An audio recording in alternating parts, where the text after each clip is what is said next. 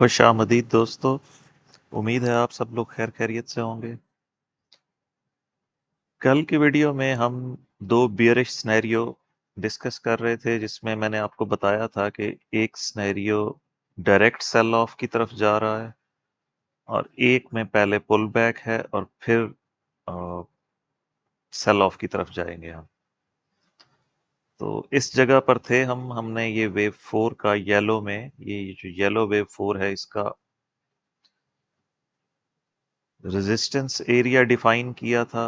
लेकिन मैंने आपको बताया था कि ये मुझे 3 वेव स्ट्रक्चर लग रहा है। 2 डिप्स और आ जाएं या कम से कम एक डिप और आ जाए तो खूबसूरत हो जाएगी बात।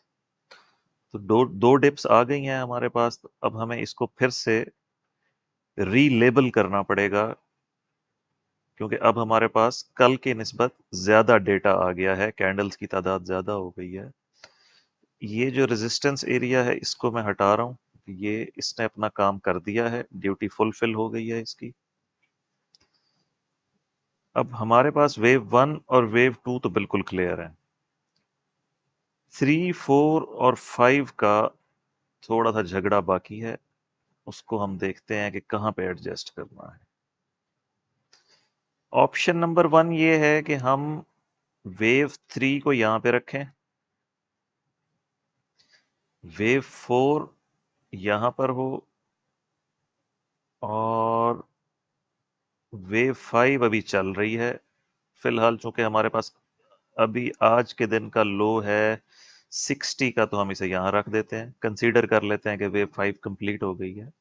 लेकिन कोई एविडेंस नहीं है हमारे पास, फिलहाल ट्रेंड नेगेटिव है। और एक ट्रेंड लाइन खींच लेते हैं, वो कहते हैं trend is a friend till and.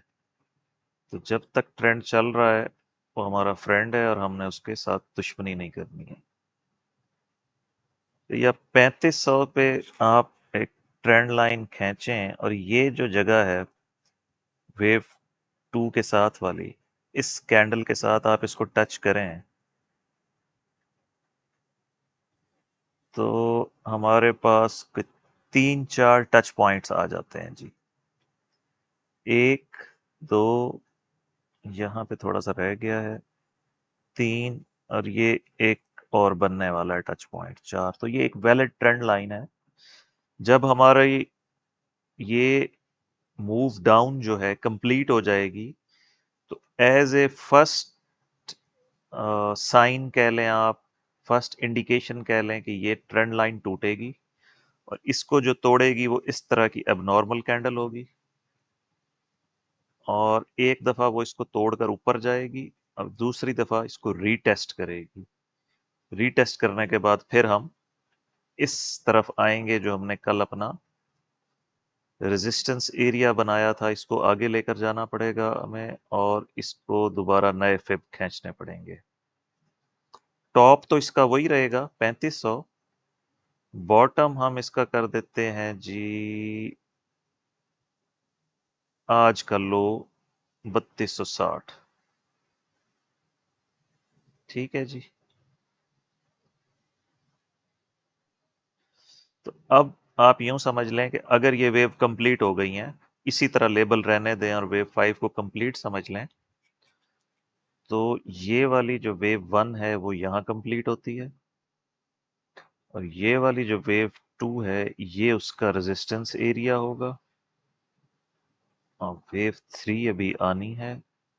जब वेव 3 आ जाएगी तो वेव 4 और 5 का फैसला होगा, क्योंकि डायगोनल की शक्ल में अगर ये मूव डायगोनल हुई तो फिर वेव 4 नहीं आएगी। फिर हमारे पास इसकी फॉर्मेशन बनेगी 1, 2, 3 ए, फिर 1, 2, 3 बी। ये वाली 4 फिर स्किप हो जाएगी और ये वाली 5। ये ए और बी के बाद फिर जो सी आएगी उसमें क्लियर 5 वेव्स होंगी। लेकिन ये अभी बहुत कबल अज वक्त है, स्पेकुलेशन है, सिर्फ आप लोगों को दिखाना चाह रहा था कि यूं भी हो सकता है डायगोनल की शक्ल में। फिलहाल हमारे पास कोई एविडेंस नहीं है कि ये बॉटम इन हो चुका है, फर्स्ट वेव जो है, फर्स्ट 5 वेव्स। और इसमें मेरे पास दो मुझे सिनेरियो इस वक्त समझ में आ रहे हैं, a lot ऑफ ओवरलैपिंग की वजह से। पहला सिनेरियो ये है, जिस तरह से लेबल हुआ है, हम अपना टारगेट देखते हैं, क्या हमारा टारगेट हिट हुआ है। वेव 1 से लेकर वेव 3 की लेंथ हम लेंगे यहां तक, और इसको ऐड कर देंगे वेव 4 में। तो जो मिनिमम रिक्वायरमेंट है ना जी, वो कंप्लीट हो चुकी है 3275 पे, और वहीं से ही मेरा ख्याल है ये रिजेक्ट हुआ है। In case of fifth wave extension, ये जो येलो वाली फिफ्थ वेव है, अगर ये एक्सटेंड कर दे तो हमारा अगला टारगेट बन रहा है 3209। ठीक हो गया जी। इसको अपने पास आप मार्क कर लें, क्योंकि मैं इसको यहां से हटा दूंगा, चार्ट बहुत मैसी हो जाता है। तो ये आप दो टारगेट अपने चार्ट्स पे मार्क कर लें। इन मिनिमम रिक्वायरमेंट इन 5 वेव्स की कंप्लीट है। In case of extension in fifth wave, क्योंकि हमने वेव 3 को कंक्लूड कर दिया है, तो अब जितनी भी एक्सटेंशन हम लेंगे वो वेव 5 में लेंगे, कि ये 1 2 1 2 फिर 3 4 5, फिर एक और 4 5। तो वो कहानी तकरीबन 3100 या 3000 की रेंज में चली जाएगी इसी वन गो में। तो चूंकि हमारे पास उसका कोई एविडेंस नहीं है, हम 5 वेव्स यहाँ पे कंक्लूड ले रहे हैं, मिनिमम टारगेट कंप्लीट ले रहे हैं, और ये अपने पास आप मार्क कर लें। दूसरा ऑल्टरनेट है कि वेव 3 को यहाँ ख़त्म करने के बजाय वेव 3 को एक्सटेंशन देकर यहाँ ले आए, और छोटी सी येलो वेव 4 हो इस जगह पे, और वेव 5 अभी मेकिंग में है, यानी ये आगे जाना है इसमें। उस सूरत में हमारा टारगेट होगा लेंथ ऑफ वेव 1 2 3, और इसको ऐड करें वेव 4 में, तो ये टारगेट बन रहा है 3217। ठीक है जी। इस जगह पर हमारे पास स्ट्रक्चरल सपोर्ट भी है। आप देख रहे हैं ये जो एरिया है, ये सारा का सारा एरिया उसका मिडल बन रहा है, हमारी जो फिब लेवल आया है। तो यानी इस एरिया में जब भी प्राइस आएगी, इस स्ट्रक्चरल सपोर्ट की वजह से वो रिएक्शन करेगी, और फिब लेवल भी हमारा वहीं पे आ रहा है इस तरह से वेव काउंट करने का।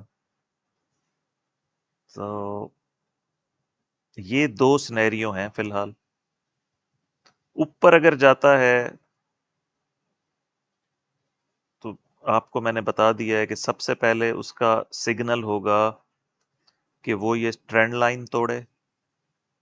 दूसरा सिग्नल होगा वेव 4, ये वाली तो बहुत ही ऊपर है, इसको ले लें जी पहले, कि वो 3340 क्रॉस करेगा। यहां पे हम एक लाइन खींच देते हैं। ठीक है जी। इसको हम कलर कोई और दे दें, ग्रीन कलर होगा, गो अहेड, पैरेट ग्रीन दे देते हैं जी। पैरेट ग्रीन कलर में सिग्नल होगा कि ये अब वेव 2 स्टार्ट हो चुकी है। उसके बाद ये वेव 2 में सीधा नहीं चला जाएगा, ये भी आप याद रखें, ये 3 वेव मूव होगी। यानी वैसे तो करेक्शन के 12 से ज्यादा तरीके हैं, लेकिन जनरली हम स्टार्ट हमेशा ABC से लेते हैं, वरना ये WXY भी हो सकता है, ये ट्राइंगल भी हो सकती है। तो ये आप जहन में रखें। पहले ये ट्रेंड लाइन ब्रीच होगी, उसके बाद ये ग्रीन सिग्नल लाइन है, जब ये क्रॉस हो जाएगी तो आप इस वाइट वाली वेव 2 में होंगे, और इसको हम लेबल कर देते हैं वेव ए, वेव बी वापस नीचे, और वेव सी में ये कंक्लूड हो जाएगी। डिग्री इसकी छोटी कर दें। अब हमारा जो इंटरनल है स्ट्रक्चर वो येलो वेव्स पे है, जो बिल्कुल नैनो वेव्स हैं। उससे जो बड़ी है हमारी मैक्रोवेव्स, माइक्रोवेव्स, मैक्रो अभी आनी है। माइक्रो में ये हम वाइट पे चल रहे हैं। तो बस आप लोगों को आज की वीडियो में इतना ही बताना था। मिलते हैं कल की वीडियो में।